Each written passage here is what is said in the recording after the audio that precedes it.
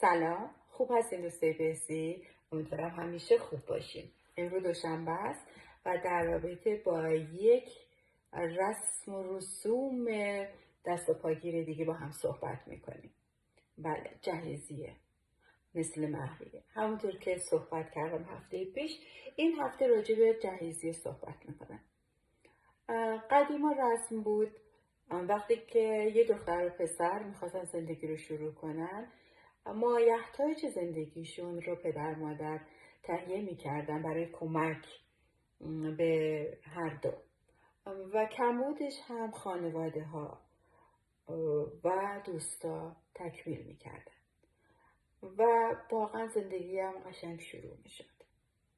ولی این رسم تبدیل شده به یک معضل، چنانچه بعضی وقت شما میبینید تحت فشار بیش از حد این مشکل پدر خانواده مجبور میشه که بره کلیه‌شو بفروشه و یک سری اقلام مورد نیاز در آینده فرزندش رو تهیه بکنه و اونقدر این دیدگاه مادی شده که همگی همدیگر رو میبره زیر سوال.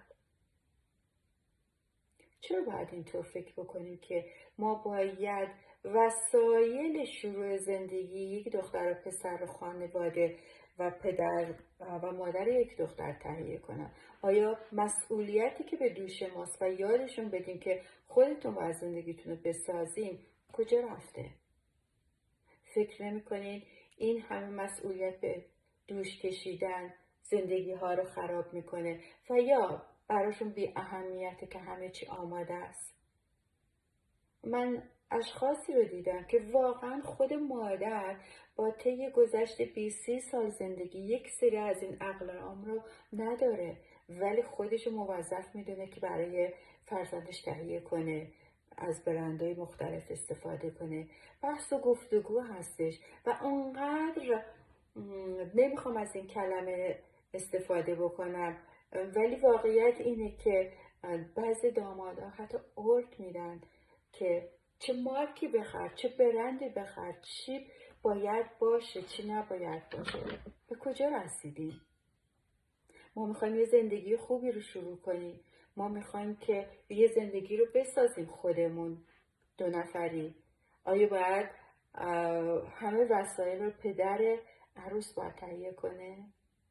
باید اونقدر تحت فشار بذاریم و یا اگر چیزی کم و زیاد بود از بالا به پایین نگاه کنیم و تحقیر کنیم که عروس این چیز رو نداشته و چه فشار شدیدی بیاریم به خانواده، چه عروس چه خانواده عروس. آیا این دختر به عنوان دختر این خانواده وارد این خانواده نمیشه؟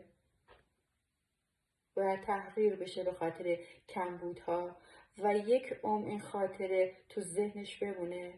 شاید باورتون نشه، من مراجعینی دارم که بعد از 1-2 دهه که میگذره وقتی صحبت میکنن از اوایل شروع زندگیشون، واقعا مصیبت هایی داشتن و فشار روحی و هیچ وقت خاطرش براشون فراموش نمیشه.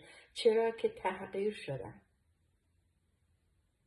بیایم زندگیمون رو طور دیگه ببینیم، بیایم مسائل رو آسونتر بکنیم، بیایم کمک بکنیم. اگر دختر خانمی داره وارد زندگی پسر من میشه، ببینیم واقعا چی داره، چقدر میتونه تهیه بکنه. اگر نمیتونه فشاری روش نذاریم و صمیمانه باهاش صحبت کنیم. نیازی نیست که تو قصه بخوری.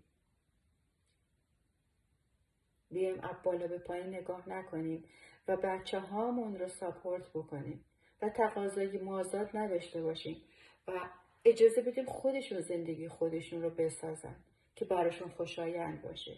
یک مرد باشه و یک زن باشه برای تداومش. امیدوارم که این رسم و رسوم را برای قشنگ بودن، برای حمایت کردن، برای تداوم استفاده کنیم، نه برای تحقیر، نه برای فخر، نه برای کوچیک شمردن و نه برای چشم همچشمی که موزل زندگی همون باشه. هیچ جهیزیه‌ای هیچ عروس دامادی رو خوشبخت نکرده تا امروز. مواظب رفتارمون باشیم. موفق باشیم.